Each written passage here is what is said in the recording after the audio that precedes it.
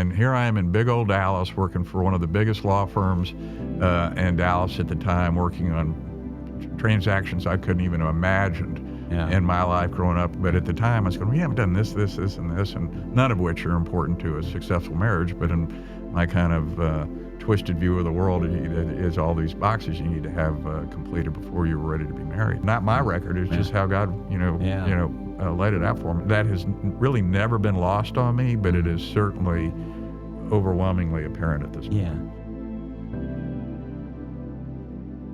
Hey, welcome to this episode of the God Seeker Podcast. I'm Joe Martin Jr., and today my guest is Syd Hurley. Syd, welcome to the podcast. So glad that you're here.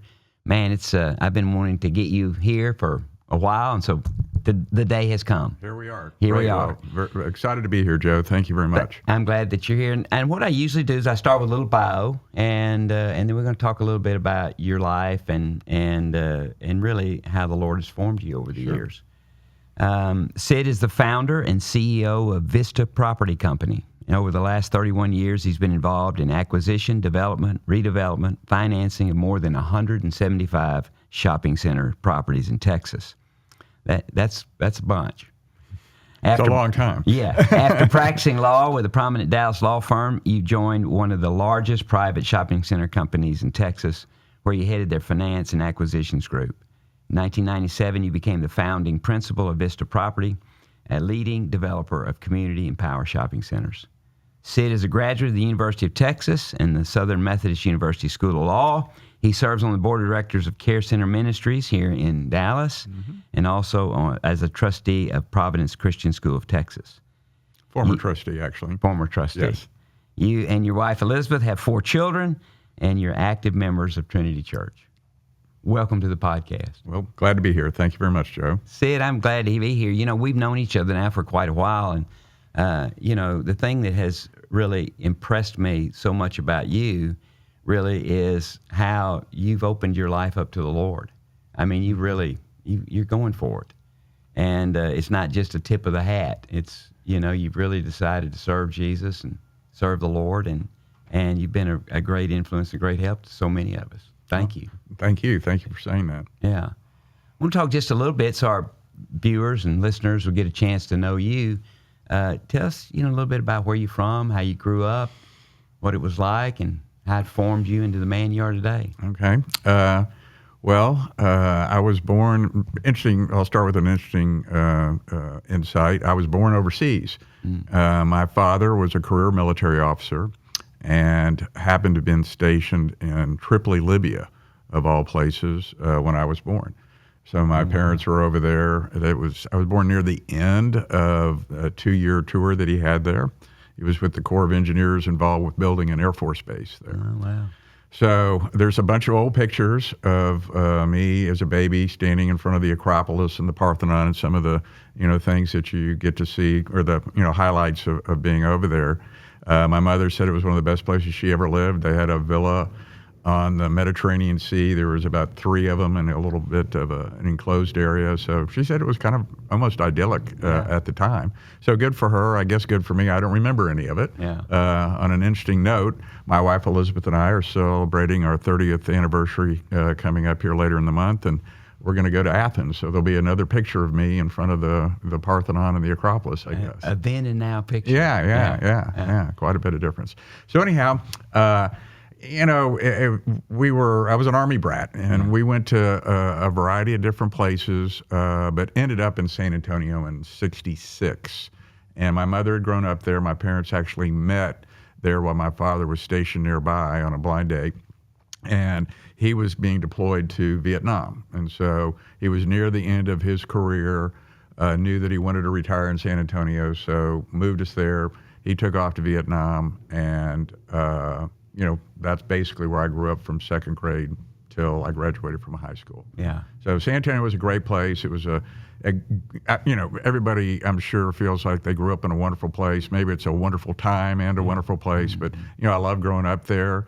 I really couldn't see myself staying there forever, but the times there were fabulous, and really enjoyed it. I was kind of I tell people, and this is true, I wore cowboy boots every day of my life from 4th grade through my second year of law school here, because that's just what we did. Yeah. You know, we didn't know anything else, and that just seemed normal to me. So my normal was very different normal than I'm living today here in Dallas. Yeah. Yeah. Yeah, it's funny you say that, because our one of our grandsons, he wears his boots to bed. Yeah. I mean, he wears them 24/7. He won't go out of the house hardly without his boots on. Yeah. And that's his nickname, Boots. Yeah. Okay. And All so right. Yeah. So I know that. yeah, so I grew up same way on a farm. It wasn't quite as western as San Antonio, but I grew up in western Tennessee on a farm, and I had a cowboy hat that I wore every day, and boots that I put on every day, and so today I happen to have on tennis shoes, but a lot of days I have my boots on in here. Yeah. I don't get to wear them as much as I used to, but I love wearing them. Yeah. Yeah. So you were born in Tripoli. You were raised in San Antonio. I think, were you a Roman Catholic? Yes.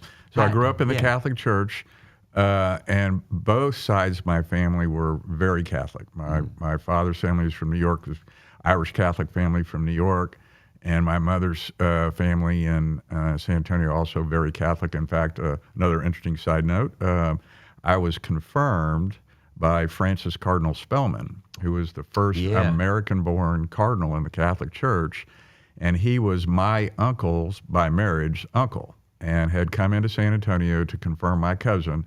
And they said, here, do you want to join and be part of this? And so they included me. I think I was in second grade at the time, in a Catholic military school, because that was my first year in San Antonio. So mother said, I'm going to put you where my sister has got her kids, my cousin.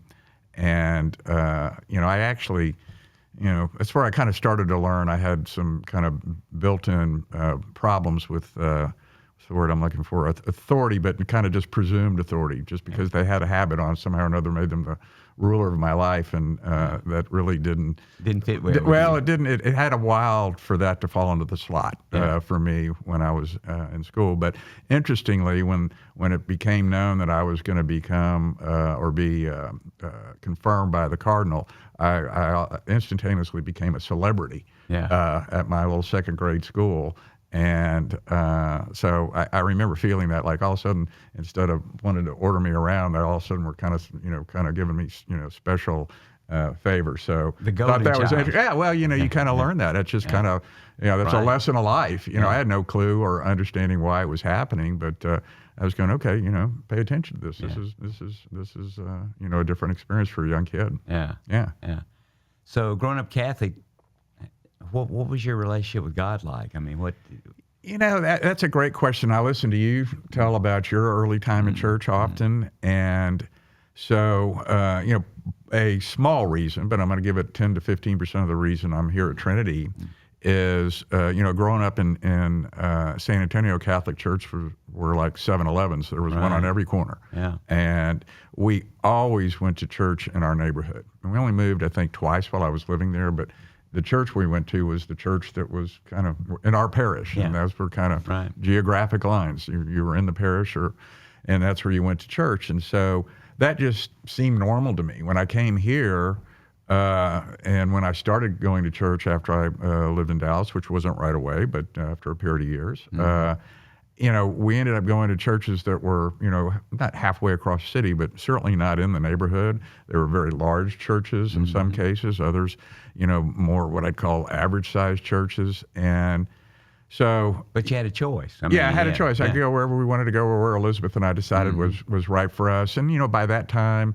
your children's experience is really influencing that decision a lot. What is the children's program at the various churches are. So we certainly approached church going, through those eyes, very much so. But at the time, at the same time, I guess, I always says there's just, a lack of completeness. I almost said emptiness, but it was not emptiness in any way. But there was just a lack of completeness. When there's quite a bit of difference between those two thoughts. And so I remember, my guess is our kids were all off in college. Maybe it wasn't quite that long ago, but we're at least late. Our youngest was late in high school, and we go out of town, leave Dallas in the summer, and we were coming back, And our mutual friend, where we, became acquainted, was from because of Eldred Sawyer. And I remember listening to you speak at one of the big CareCenter banquets. And I remember you also said, "Yeah, I gave you a word." And people around me were saying, "Wow, you got a word," and I didn't know what it was. I didn't even know what that meant. Yeah. But getting back to it, so I came back from the summer, and I said, "Elizabeth, let's just try this church out." And I would say that one of the great blessings of my wife, my greatest earthly blessing, I have to tell you, is my wife. And she was, further down her walk with Christ than I was, and very instrumental in my maturing as a Christian. And so I said, let's just try this out, and we were both kind of open-minded to doing something for a little bit the same reason I said, just a lack of completeness. And the first time we came here, we really couldn't believe that it felt so right. And so both of us kind of talked, man, this was pretty good, wasn't it? Yeah. So let's go try it again. We can't passively, make up our mind on just one visit. But, by the time the second visit was done, we were in and have never looked back. And, and very, very thankful that this church was this close to where I live. And very, glad that, Eldred was, kind of the seed of kind of weaving us together. Yeah, he was the catalyst of us getting together. Yeah. So you have this Catholic faith going. Were you an every Sunday church guy? Until 16. And so when you get your driver's license in a Catholic church, or at least my peer group was guilty of this. So we had, I think there was probably 5 masses a day on Sunday, and then there was typically one Saturday afternoon. My parents and we as a family always attended the 10:30 service, all right? And, or was it 10:15? And then the next service after that was the noon service. And so, as soon as I became 16, I kind of it was a little harder to get me out of bed. So y'all go on to 10:15. And David and I, my good Catholic friend from 3 blocks around the corner, I'd go pick him up, or he'd come by and pick me up, and we'd just go have breakfast and then come back home and said we went to church. So that was kind of the end. Now I tried to go back on two occasions. Once when I was down in Austin, I went to the University of Texas, as you indicated, and there's a lot of Catholics everywhere. I mean, there's Catholics all over the place. And so I had probably a group of 7 or 8 of us that, kind of knew each other for other reasons, but, kind of discovered Catholic. There's 1 or 2 of them that were going to go to Mass every Sunday no matter what. So I tagged along with that several times. And again, just didn't stick. Check the box. Yeah. Well, not so much check the boxes. I really wanted to have a church experience. I just wasn't getting anything out of it. And so that didn't happen. And then when I got here to Dallas, and after I graduated from law school, and had a small condo I bought, and I was on my own, thought I was just tearing it all up. I was just looking around because there's still something really big that's missing here. And so I started going. I want you to describe that just for a minute. Sure. Because I think I experienced it, but I want to hear how you say that. Well, the realization came upon me. All right, so that's when do you feel something for a long time, but when can you describe what it is? Right. And that's a different time, or it was for me. And so, that realization came to me when remembering that I was in San Antonio, a little cowboy wannabe actually. And so my view of the world was like this big. Right. And here I am in big old Dallas working for one of the biggest law firms in Dallas at the time, working on transactions I couldn't even have imagined in my life growing up. And so all of a sudden I have this level of success, professional success, beyond what I ever, beyond my wildest dreams. Beyond my wildest dreams. Just wasn't ever on my radar. So I remember one day, I remember where it happened. I don't know why I do this. So I'd gone, I was in my little condo. I was going somewhere. Going somewhere because I was, cleaned up, had a, clean clothes, was going out for the evening, or I don't even think it was an evening. But I go to fill up gas, and I had these shoes that I just bought, and some of the gas dripped on my shoes and kind of ruined them. And I was mad by that, but somehow or another, I guess God used that for me to say, like, that doesn't make any difference. And it just reminded me of, here I am, thinking I'm on top of the world beyond whatever I could have imagined. And yet that was just an exclamation point of, no, you haven't, that glass is still as empty as it was before all of that. Yeah. So, and this was, at the time I was living over in the Lakewood area, and the St. Thomas Aquinas Catholic Church was a great church. I love that church. Still is a great church. Yeah. And the attraction to me more than anything else was, and I don't know that this is still true. In fact, I'm pretty sure it isn't. At the time, they had several members from the Dallas Symphony Orchestra that played the music in their church. Mm-hmm. And so the church experience was the same as I remember it. Always, going to confession was still the same as always, do all the things. But the music experience there was so good that I used it as that was my magnet for that church for a while. But so I was entertained, but not fulfilled. And I can't I could do the math, but it was probably another 6, 7, 8 years before Elizabeth and I met, and my whole direction changed. But I've tried it. I've spoken about it, talked about it publicly many times. But what happened to me was just coming to Dallas really broke a years long chain of really having my life planned out. Mm-hmm. And then, of course, I came to Dallas because my girlfriend was pregnant. Mm-hmm. And so we came here to get an abortion. Right. And so it really, it really changed my life. So I got involved in business, and not nearly like you were, not nearly as successful as you were, but I was successful in the sense that, gosh, I was a young guy, 22, 23 years old, making a lot of money, more money than I knew how to spend. Yeah. And so that was good, but there was an unfulfillment. But I didn't know what it was. I didn't really know that it was like church-wise or spirit-wise or Jesus. And it wasn't that sort of feeling. It was just sort of, I felt a little aimless, a little purposeless.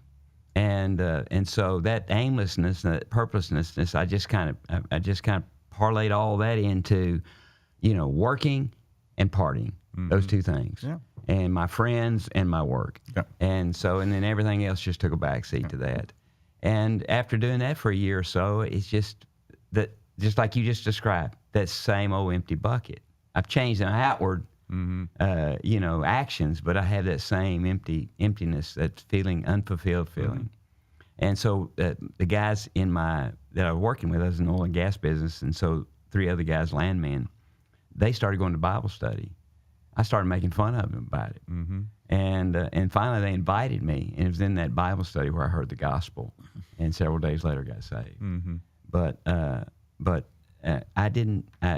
I've struggled with how you described it, but really that's it. It was not having a purpose, not having, it was being a little aimless, and then when I sharpened the aim, didn't scratch the itch, and I just felt, I felt like, gosh, I'm just kind of floating out here. I'm not really connected, even though I had lots of friends and lots of things going on.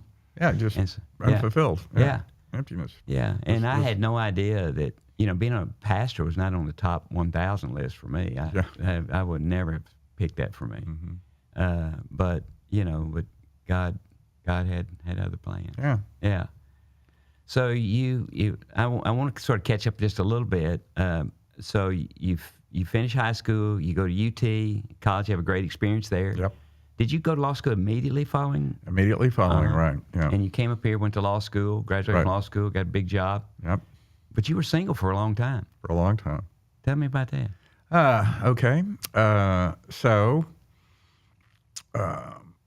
trying to think of a good place to dive in with that. So, I came here because I always really wanted to come to Dallas. Mm-hmm. So I went to law school here. That was a great gift for my parents because I was actually accepted at UT Law School on a provisional basis, which means I would have had to start immediately that summer. Mm-hmm. And I think actually the first day of class was before my actual graduation ceremony. Yeah. And I just had been in a 2-year relationship with a girlfriend there that had come to an end. I loved Austin. It was a great time, but I was definitely ready to get out. And, I was a little uncertain of my maturity level to go ahead and make the commitment that's necessary, the academic commitment of going to law school. So I said, I just need, I know I want to end up in Dallas. If I come to SMU, then I'll be in the place I want to be. That alumni network will be just as valuable as a UT alumni network in Dallas. So I kind of figured all this stuff, and my parents agreed to do that. And I don't know what the cost differential was, but it was huge. A lot. Yeah, it was huge. That's right. I mean, and meaningful to them. It wasn't like they made sacrifices for me to kind of have that. And you're only child? No, I have a younger sister. Younger sister. Yeah, she's 3 years younger than me. So you're the oldest. Yeah, I'm the oldest. Yeah. But back to why did it took me so long to get married? Well, I was up here a little bit on a mission, and I could have finished college in 3.5 years, but I didn't. I could have. There was no real pathway to do law school in less than 3 years. But had there been, I would have tried it. I was just in a hurry. Yeah. I wanted to get out and get to work. Yeah. That was all I thought about. And so, and you're burning your parents' money too. So you think, hey, let me. Yeah. So you're 20. How old are you? You're 24, 25 when you get out of law school. Right. And by then, a lot of your college buddies are getting married. I remember I used to go to Neiman Marcus when I figured out I had to buy my own wedding presents. I had the worst wedding presents, so I hated going up there all the time. So I'd go up there, and they used to have this box of beer steins. And there was 4 in a box. It was $25. So I went up there and I bought 6 boxes of those things, stuck them in my closet. And so every time I had to go to a wedding, boom, I had my 4 beer stein glasses for the wedding gift. Yeah, what a thoughtful gift. So anyhow, I'm kind of watching all my friends get married, and in the back of my mind, I said, I don't think you guys are old enough to get married. Now, and that was just my viewpoint at the time. It has changed quite a bit because the reasons I was concluding that were entirely invalid. Today, I know that. But at the time, I was going, we haven't done this, and this, and none of which are important to a successful marriage. But in my kind of twisted view of the world, is all these boxes you need to have completed before you were ready to be married. So, and the other big thing, and this is going to sound a little bit at cross purposes what I said earlier. I had a lot of fun growing up. My parents were not very happy with one another. And so we grew up in a family where there was a lot of contention between my mother and father. And I tell people, I said, I think both of them were great people. And I can remember bringing friends in, and they always got great compliments on my parents. And I was proud of my parents, and I loved my parents. But, in the family setting, you had 2 very good people, like anybody else with their own flaws, but they absolutely brought out the worst in each other. And so I just said, you know what? This isn't for me. Yeah. And so I kind of made that decision really kind of the day I left. I left to go to Austin 6 weeks after I graduated from high school, moved up there in the middle of the summer, got a job. So I just wanted to be out of the environment. So, I kind of left and never looked back.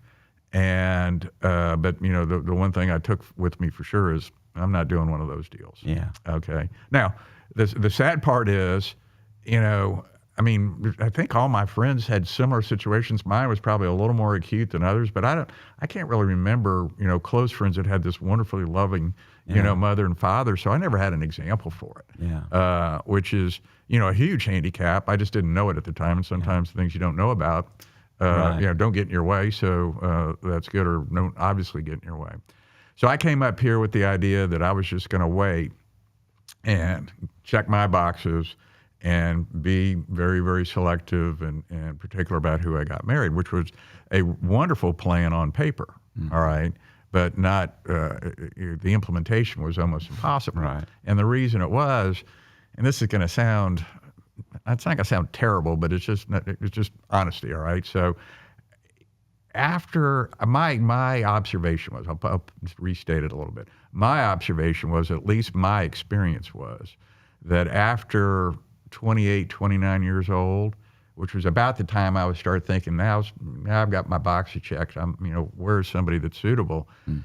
Man, all the single girls, the normal ones were married, and the crazy ones were the only ones that were out there. And so I apologize for that. That's my my little, the bad thing I guess I'm going to say is it just seems like I ran into, crazy woman after crazy woman over and over and over again. And so I would, I'd end up in some longer relationships that I knew weren't going to go somewhere. I ended up taking long periods off without any relationship, but I ended up being so lonely that I hated it. Mm-hmm. And so, it was just a horrible time, candidly. I mean, I was fine till 25, 26, probably right in there, being, having a big time in Dallas. That was kind of, what I wasn't too focused on the emptiness, but 26, 27, I'm looking around, I'm starting to get worried about, because, I remember my parents told me this, we heard it on a Disney show or something like that, there's one person just right for you. And I start kind of doing the math and looking at the calendar and going, wow, I don't know, man,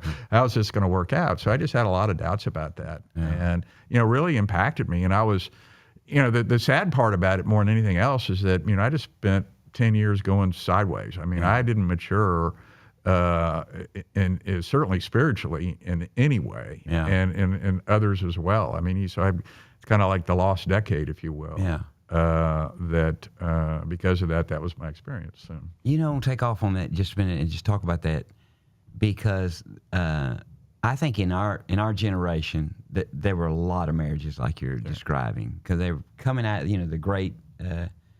All the World War II vets and all the Korean vets, they came home, they got married, and they gave their life to work. Yeah. And so there was a pressure to remain a family, but the tension inside the family was, think about the 60s and the 70s, all the stuff that was going on. It was crazy. It was crazy. And so the tendency that I had, and I think other people have, is to be judgmental, to judge your parents, even though you love them. And you care about them, and even the way you described them. I mean, I was proud of my parents alone, but together it wasn't good. But just having those feelings about your parents, that you do love them, you do care about them, but there's a tendency to judge them. I'll never be like that. I'll never do that. Mm-hmm. Those things are called inner vows. Mm-hmm. Inner vows. And what happens in an inner vow is it really is just a judgment. So an inner vow says, inside your heart, you say, okay, my dad was an alcoholic. I will never drink alcohol. And then perhaps you can hold the line and don't, but what you find out is your children become alcoholics. And so those that judge, because the Bible says, judge not lest you be judged. Mm-hmm. For in the same measure you judge, it'll be measured back to you, pressed down, shaken together, overflowing. Mm-hmm. And so when we make that inner vow, we make that judgment. When we're saying I'll never be like that, what you're saying is that what they're doing is totally unacceptable.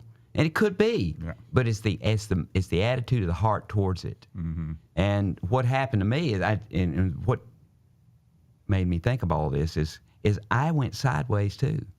Mm-hmm. I went sideways, and until I could see my dad, whom I nearly worshipped, until I could see him as just another man who had issues and problems in his life just like I did, it was a problem. Mm-hmm. And so, but once I began to see him like that, and as another man, and with issues and things in his own life, it really helped me in my own life to say, I don't have to be like him, but I love him and I care about him, and I I'm not going to judge him. And so to me, I see that in a lot of different people's lives. Those issues, of making those inner vows, making those judgments, having that critical spirit towards your parents. Because intrinsically you're supposed to love them and appreciate them. But when they made your house hell, it's just, it's just hard. It's really hard. Yeah. So you're here in Dallas. You got this big job in the law firm. When did you, what happened after that? When did you decide you want to get in the shopping center business? I actually never really wanted to practice law. I kind of came up here. I mean, it was my ticket to Dallas more than anything else. And it was a wonderful opportunity. So obviously I was going to take it, but it wasn't really my design. I always thought I was going to be a business guy, and I kind of wanted to go to New York, maybe even go to graduate school. But the circumstances were such that coming here to go to law school was by far and away my best option at the time. Yeah. So that was God's plan, right? Yeah. Why did you? What was the drive for business? I mean, was your dad a business guy? No, my father was a career military guy. Yeah. He operated a small business after he retired, but I don't know. It just always was just the way I was wired. I couldn't think of it. I mean, I remember my uncle used to take the Wall Street Journal, and my cousin had, I don't know how many shares of Phillips 66 stock. And I remember I'd go over to their house, and there'd be an envelope with Phillips 66 on the outside of the envelope. And I'd go, "What is that?" And he says, "That's my dividend check." And I'm going, "Really?" So they're just going to mail you a check. You didn't go to work. You didn't do anything. There's my dividend check. Yeah. And then I started talking to my uncle about the Wall Street Journal, and he said, "Yeah, here's the stock pages, and all these are changing. It's up a quarter, down a half, all that stuff." And he said, "And when that changes, you can make money, right? Right. And you don't have to go to work, right? Right." So I know that was the foundation of my business interest is, and I loved to work. I mean, but I had, I had a very blue collar, early resume, all of which I loved doing. Right. But I thought, I'd rather get these checks in the mail. That sounds like that's much better way to go through life is just have them mail you a check. Yeah. Yeah. So that's where the business interest came from. But back to, coming to Dallas and going to school here, I two things that kind of stand out for me. So I remember when I graduated, my dad told me, and we graduate in May like, most colleges do. He said, "Okay, your June check is your last check. You're on your own." And I said, "Okay, that's a fair deal. Thank you for everything." And I still didn't have a job because I was kind of a mediocre performer in law school. I'd never been in a competitive academic environment before. I mean, and it's crazy. I mean, what people will do, to their fellow students to get ahead of them. Yeah, it's a very competitive situation. I was just totally unaware that existed. Yeah. And didn't care enough to really fight back, to be honest with you. I did very, very well my third year. In fact, I remember walking into graduation and I'd won several academic awards. I didn't even know they offered academic awards, and people were, kind of coming, "Hey, congratulations, congratulations." I won the Wall Street Journal Award. Oh, wow. I got $250 for that, something like that. But anyhow, I knew that I also had to go get a job. So I had there's always a handful of men. In my case, there was 2 or 3 that really, molded your life other than just your dad. And in one case, the one I'm thinking about now is a guy named Jim Wallenstein. So Jim was a great man. He passed away about 2 years ago. And he was my professor in law school. He was the first guy that I worked for. And then for a period of time after I started my second company, he was my lawyer. So I have this amazing relationship with Jim. And so I had asked him to be a reference on my resume, okay? And I had told him that I was really interested in venture capital or something on Wall Street or banking or something like that. And but anyhow, he agreed. He's on my resume. And then I was turning nothing up in my field, and so I started, talking to a few smaller law firms. I said, I need a check. Yeah. So I'd done a couple of interviews, and then I left with my girlfriend at the time. We went to Mexico for, 5-day trip. That was kind of my graduation present to myself. And we went down there, had the trip. I come back. First thing I did was go to my mailbox there at my apartment there in the village. And I opened it all up, hoping because I'd sent out a bunch of letters. I'm looking for, please in for a second interview, whatever. This is now, made, this is June 1st or 2nd. There wasn't a check. The check was gone. And, or the check, that was the last one that had already come. And so there was nothing that I was really interested in the mailbox. And then I went, drove back to my apartment. And when I was opening the key, I could hear the phone ringing. All right. And so I open it up real quick, get in there, answer the phone. It's Jim. And he's calling me. He says, "Where have you been? I've been calling you twice a day for the last 4 or 5 days. And I said, what's wrong? What's wrong? And he goes, well, you told me you weren't going to practice law, and yet I'm getting calls from these other law firms that you've been interviewing with, for references because I'm on your resume, and you've got to come interview for my law firm. Okay, so let me just give you some context here. Jim, at his area, was probably one of the top real estate lawyers in this part of the country. I mean, and everybody agreed with that. He was wrote a lot, lectured a lot, had a phenomenal practice. I mean, he was the guy. He was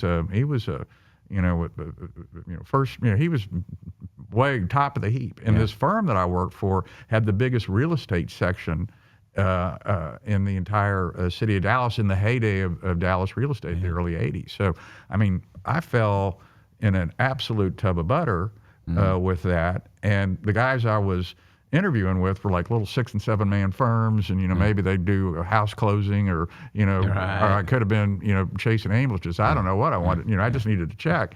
So I mean that separation there was again another moment where the Holy Spirit was okay, we want you going this way.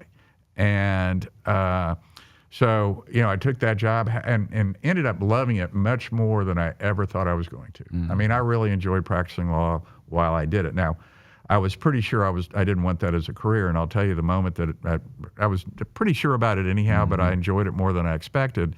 But the time that it galvanized in my mind, I used to go up there on Sundays, and there's a certain amount of kind of mindless work that young lawyers were required to do or had to do. That was their assignment, putting closing binders together, some other things like that. So I would grab my little portable 12-inch Sony TV, and I'd go set it on my desk, plug it in, flip on the football game Sunday morning, and I do all this kind of mindless stuff and get it done on Sundays. And it didn't bother me a bit. I was fine doing it. And but I would walk out of there, probably usually work from 9 to lunchtime. Or maybe it's a little bit later than that because I was watching a football game. So maybe it was 10:30 to 2 o'clock, something like that. But I'd walk out of there no later than the early afternoon, and I'd see all these 50-year-old guys sitting in the desk in their office on Sunday, and they had gotten there way before me, and here I was leaving before them, and I'm going, that's not me. So I don't want to do that. And so I practiced for a while, and then the client that was Jim's biggest client was a guy in the shopping center business, had a very big company here in Dallas, and he wanted to hire somebody to play a role on their finance side. And so I remember he held me after a meeting that we were in, he and I were in. His name's Herb. Herb asked me, I want to talk to you after this meeting. And he said, look, Tom has left. I'd like you to consider, taking this role. And I said, well, I don't want to be an in-house attorney for you. And I didn't say for you, but I was thinking for you, because he was notorious about calling all hours of the day or night. He had been over at my house. We got to do this. So I definitely didn't want to be, in arm's length reach of him. But he said, no, I want you to run the finance group of our firm. And so that's what I ended up doing. And that was kind of my introduction to, the real estate business. He was in the shopping center business. So I learned the shopping center business from one of the guys I really considered, the best ever. If you look at the lineage, they used to, publish all the spinoff companies from Crow and Herb and some of the others. And, he had his, all the guys that were in my business at that time all worked for him at one time or another. It was a great company. And so to have had Jim first, 3.5 years with him first was the perfect predicate to have 10 years of Herb afterwards. It was kind of right in my mind. So I'll tell people, and this is true, I mean, it's not me bragging, I was very, very fortunate, blessed to have gotten probably as good an education at what I do today as existed. And I can think of one other guy who followed the same path, who was at my law firm there. He was 2 or 3 years ahead of me. He left, went to work for Herb, then went out on his own. So and worked for Jim. So there's 2 of us out there that had this great background in the businesses that we chose to be in. It really was the grace of God on your life. Unbelievable. You look back, you can see it, can't you? Yeah, I mean, I was kind of I would say I had some awareness of it then, honestly, and but now it's so vivid, and it was nothing like the obviousness of it today. Yeah. But I'm kind of going, you're just, you're more than just a little bit lucky. Yeah. And how these kind of things, the big things. Now, I wasn't very lucky in some other things. I wasn't a good golfer. I wasn't a very good football gambler. I wasn't. There's a lot of things. So, but in this kind of important life matters, I mean, few people have as good a record as I do. Not my record. It's just how God, laid it out for me. And I mean, that has really never been lost on me, but it is certainly overwhelmingly apparent at this point. Yeah. And I think once we get to our age, you look back and you see that, then you feel a sense of responsibility for the one who gave you the favor. You know what I mean? You just feel like, gosh, I want to give back. Yeah. Right? Yeah. And that's one of the hallmarks of you and Elizabeth. I mean, you guys give back. Yeah. And I think part of the root of that, just hearing you, is just knowing that, you didn't get here by yourself. Oh, yeah. There's no such thing as a self-made man, period, ever. No, I agree with that 100%. And, because everybody's got somebody in their life who pushed them on. But just listening to your story, there's 2 or 3 times where you said, I know I don't want to do that. Yeah. And it turned you. Yeah. And I'm definitely not going to be that guy. Yeah. And it turns you. Right. And then you have this relationship with a law school professor who says, I like this kid. Yeah. I'm going to help him.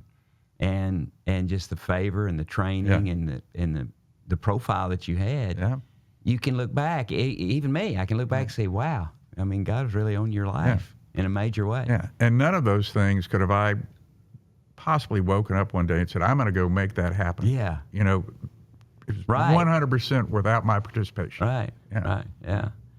So let's jump forward then a little bit. I want to talk about 2 things before we end. I want to talk about how you and Elizabeth met, your courtship a little bit. And then I want to talk about your relationship with Eldred Sawyer. Sure. Yeah. Well, my 2 favorite subjects. That's right. So let's talk about Elizabeth. And so what's interesting, and I've thought about this before, this will become, I think, apparent as I respond to these next 2 topics. And that is, like I said, I love to work. I just always, when I was little, I liked getting a paycheck. I really didn't like what I was doing, but I loved getting that paycheck. And then when I was hardworking young attorney. I worked really hard, put in all hours, and it really didn't. It You wasn't. liked it. Yeah, I loved it. Yeah. So it was really never. And to this day, I love what I'm doing. So, but back to meeting Elizabeth. So I hired a guy in 1990, Marshall Mills, and Marshall came to me. He had been at Chase Bank, young guy right out of SMU. His family grew up here in Dallas, and I needed an analyst. We were about to embark on a major transaction when I was with Herb. Basically, I came back from a trip where we were kind of resolving all of the old business from the S&L era, and it was kind of time to get over and get started again. And Herb said, I want to buy all the shopping centers from the S&L crisis. Yeah. You want to buy all of them in Texas, all the ones in Texas. I said, okay. I'd taken a little vacation. I come back, and which was massive, by the way. Yeah, it was huge. And so I come back from a trip, my first 3-week vacation, and ask me about that if we have time later, because 3-week vacations are a really healthy thing. I had no idea about them. Yeah. But that does. I think people should take long breaks. That being said, so I'm come back. I hired this guy Marshall, who he and I are very dear friends to this day. And after about a year, we're successful. We buy. The transaction was 75 shopping centers from the FDIC.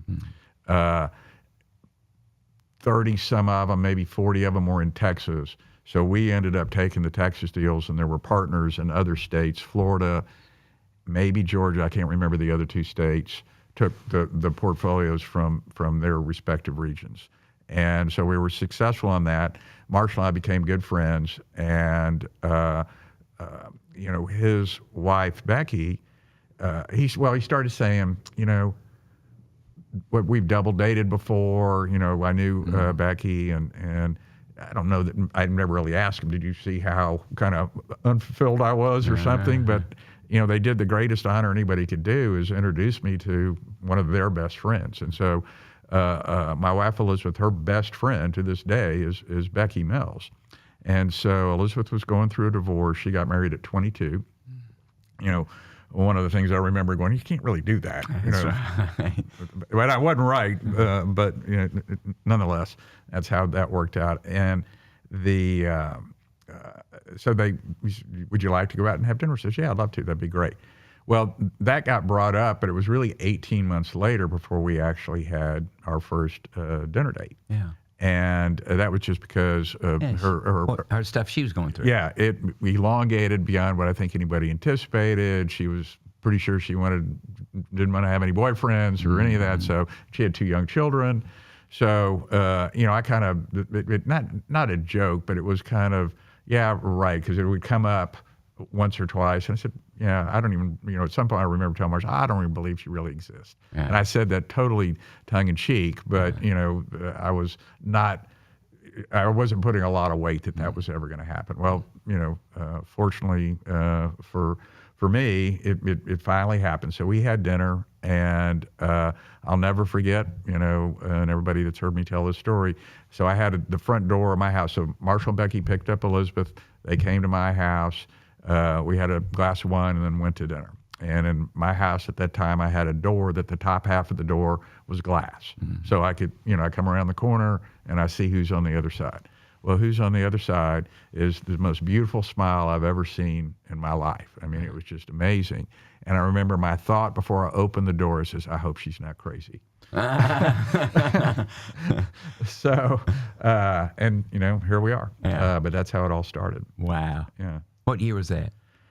So we got married in 90. I should know the math. I don't know. Yeah. So it would 96, probably 94. Mm-hmm. Yeah, right in there. 94 is it's close. Yeah. Yeah. Wow. Yeah. And now you've been married nearly 30 years. Yeah, 30 years on May 25th. Yeah. So we're leaving on our trip here next week to celebrate our 30th anniversary. Yeah. But yeah, so that's how I got married. It's like any other great story. It's just highs and lows.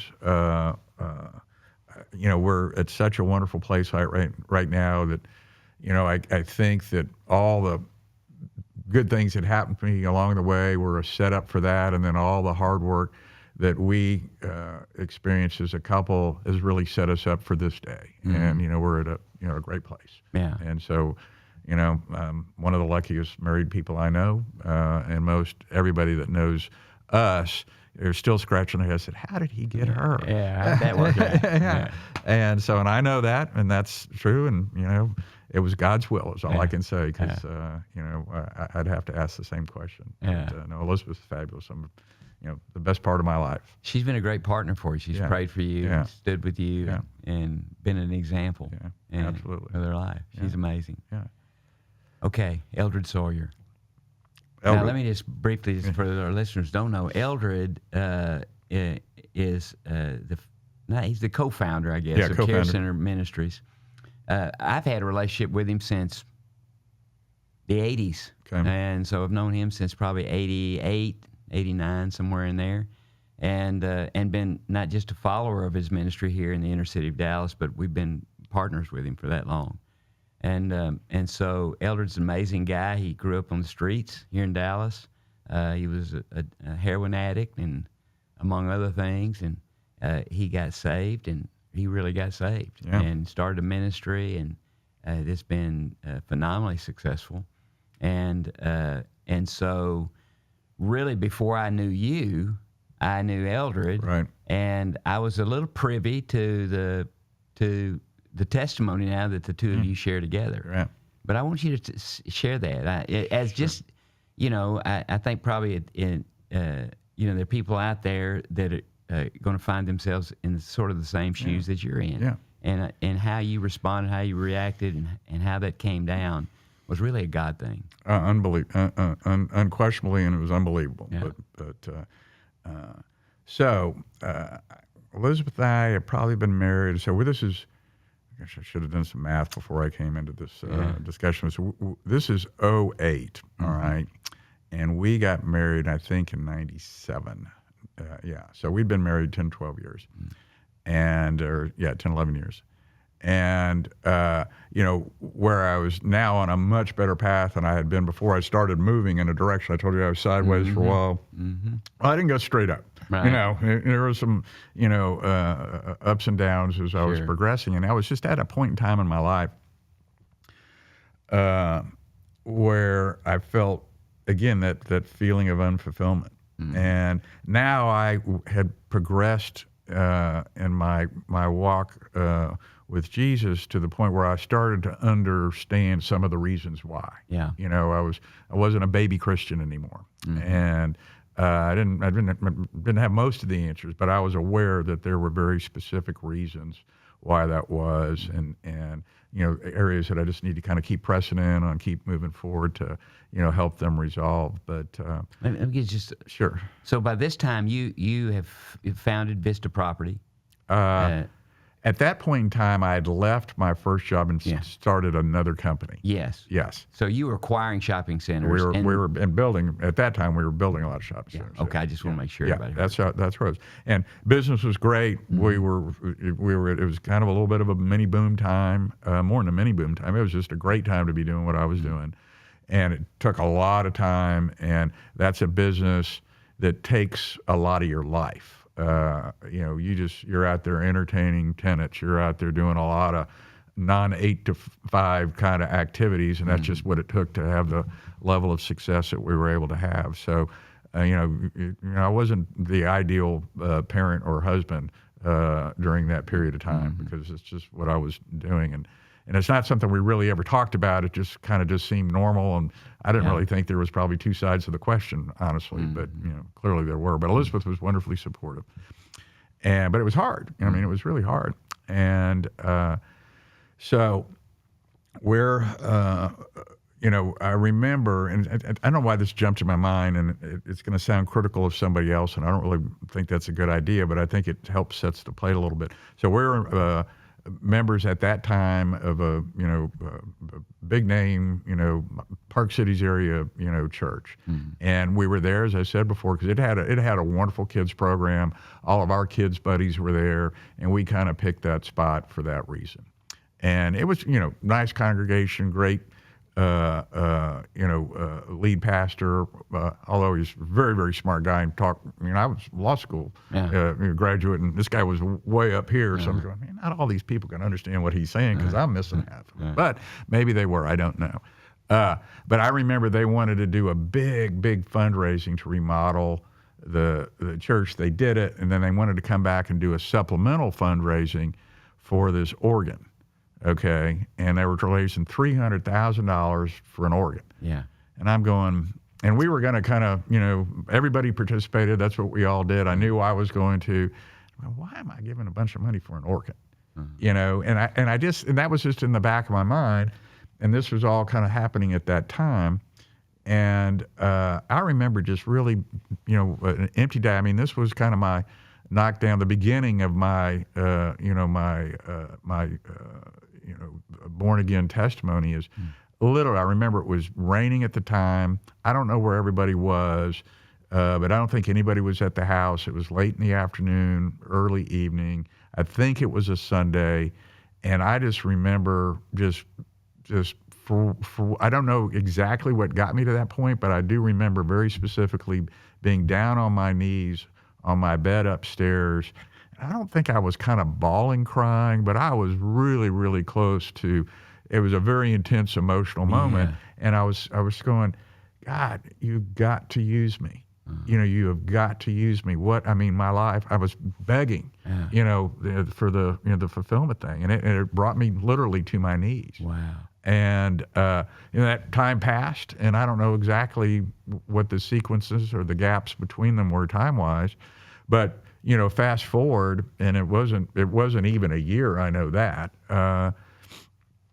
we had bought a shopping center down in Pleasant Grove, and it was a horrible, ratty old shopping center, but had some pretty good ideas about redeveloping and making it into a great shopping center, good for the community, and a lot of good reasons to do it. Not the least of which it was a very profitable venture for us. So it had a church in it, CareCenter Ministries or Hilltop Church. Hilltop Church was one of the tenants. All right.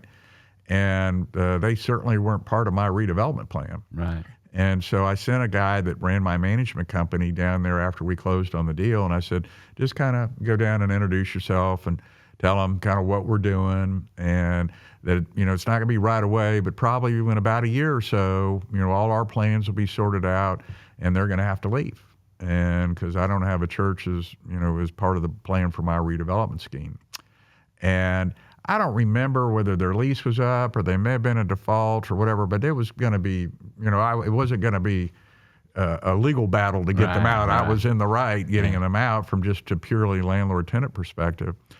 And so, went down to have the meeting, and I remember I was, who knows what I was doing. I probably came back from playing golf the next day or something like that. And we're kind of passing in the hallway, or I used to go down to his office in the morning, and say because I think I was out the day before, I said, what's going on? Did you have that meeting with the church guys? Yeah. He says, yeah. And he goes, how'd it go? I was worried how'd it go? Yeah. Oh man, it couldn't have been better. I said, really? He said, yeah, it was unbelievable. These guys are unbelievable. I said, did you tell them part about they're going to have to leave? He says, yeah. What'd they say? He said, that's what they've been praying for. And I'm going, really? He says, yeah. I said, I really want you to meet this guy. Sure, happy to meet him.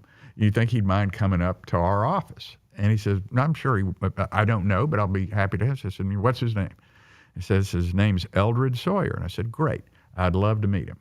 And so I remember walked down the hall, did whatever I was going to do. The next week, the meeting gets set up, and Eldred's in the office. I had not seen him then, but I'm kind of, it's hard not to just kind of get some pictures in your mind and kind of organizing your thoughts and thinking about how you wanted the meeting to go, what you wanted to make sure you got to say, et cetera, et cetera. And, in that transaction I told you about before, where we bought all the RTC and FDIC properties, shopping centers from the state of Texas, we bought 6 or 7 of them in Houston, one or two of which, but one of which specifically I'm thinking about, had a church in it. All right. And it was the Fishers of Men's Church. I can't remember exactly where it was in Houston, but it was in a neighborhood that had a lot of, I don't know what is, we call it the alphabet, but in Asian, the script, that was on the street signs. So it was a kind of one of the many, I think, neighborhoods or areas in Houston that had the Asian script on the street signs. That's all I can tell you about where it was. But so the Fishers of Men Church, right after we closed that deal, I'm down there with my guys taking a tour of what all we bought. I'd seen them all before, but I was literally driving past them. It was a very compressed time schedule. Now we really kind of go, what did we get here? And so I meet the pastor of the Fishers of Men's Church. I can't remember his name, but I do remember vividly what he looked like. He was 6'3", 6'4", maybe he weighed 175 pounds. He had a lavender suit on, ivory patent leather loafers, and he had about 6 multicolored beepers. Yeah. Remember beepers? Preceded cell phones. So he had these beepers on, and he had it going on. I mean, this guy was high energy, high activity, and I don't know what his whole story was. I do, for the 10 minutes I got to be around him, I do think there was a genuine ministerial effort going on there, but it was more dynamic than just that, most likely. All right. So this vision. He's a black guy, and so that's his picture that I've got. And so now I'm meeting Eldred Sawyer from Pleasant Grove, Texas, and bring on the patent leather. And I'm looking for the 6'3", black guy, right? And so my office, I walked out of my office, go right down the hall, and it's 10 steps, and it's a right turn, and they were all in there, and I was running, a minute late. I wasn't really rudely late, but I didn't want to be late, so I'm just going in there on a mission to get in the room as fast as I can. with that vision in my mind, and as you know, Eldred is probably 5'8", what at his peak he was 280, 300 pounds, white guy. Yeah. All right, so he couldn't have been more opposite. And what that was, when I turned around and saw that, I mean, think about the energy associated with getting a bucket of water thrown in your face by surprise. Yeah. I mean, you just pop back. Yeah. And I was, I had two thoughts. One is, I knew my whole expectation of this meeting was being reset and not being reset by me. Yeah. Okay, I just knew that instantly. Wow. Okay, and we both, Eldred would tell you this as well, we both felt an energy in the room that I hadn't felt before. Presence of God. Yeah, the presence of God. I mean, there is absolutely no doubt in my life about it, no doubt in my mind about that. And so, we sat down and we talked. We really didn't talk about much. He told me, he said, he gave me his story. There was in East Dallas. We moved here. It's where I grew up. We're trying to change the zip code. I'm going, because I asked him, why are you happy about us leaving? I said, well, you're who we've been praying for. We want to have all these properties restored and made nicer. And okay, that makes sense. And, he never asked. And I told him, I said, we've got some money in the budget, to assist you in your move. He said, that's great. And so that was kind of the meaning, but, it's just something that was really pretty powerful. And so I'm going to do a little aside here, because I think it's worth noting is that, I found my wife through a business relationship, Marshall, the guy that worked for me, and I found this through buying a shopping center. Okay. So, and both of them were big time God events, right? And I told you, I just love working. So for me, that was a common thread that got used. And at the time, I really wouldn't have expected that would be the common thread that, God was going to reveal himself so many times in so many profound ways through. But it was. That's just, it is. It is, and it was. So anyhow, we follow up about 2 weeks later, I'm guessing. I just go down there. I say, I want to check this place out, because I feel a very powerful stir in my heart that this is. I really wasn't to the point that maybe this is the answer, but I had maximum curiosity. All right, and so I remember telling Elizabeth, said, look, I'm going to go down to this church in Pleasant Grove. I don't want you coming with me this first time. And, if I'm not back by 12, start calling, seeing where I am. And, because I think they started at 10, maybe 9:30 or something, because it's a 2-hour, 2.5 hours. It wasn't a little 45-minute you're in and you're out deal. And so I walk in there, and I remember it being cold because I had a coat on. I remember getting met by a guy that's still part of the ministry today, and it was Leon Joseph. He's actually passed away, but there's another guy, Riddell. I can't remember his last name, but he came up. They both greeted me almost immediately, and it wasn't out of suspicion. Who are you? Because you don't look like the rest of us. Although it was a very mixed church, just like your church, right. And it was just out of professionalism, and that's how. Eldred runs a first-rate operation, and it was obvious from the minute I walked in. And so, I think it was Leon comes up, Leon comes up, and he said, I just told him, hey, I met Eldred a couple weeks ago, just wanted to come down and check out the church. Great. Kind of guides me over here. Have a seat right down here. I ended up sitting next to Riddell. And so I'm going through the service. He happened to have a guest speaker. The guest speaker came in, and he was a prophecy guy, so he was throwing out some prophecies. Yeah. Going, okay. I don't think Eldred noticed that I was in the congregation, because I was pretty near the back. It was, I don't know how big the room was, probably 8,000 feet. So I'm on the 19th row of a 20, no, probably not even that. I'm probably on the 14th row of a 15-row, setting.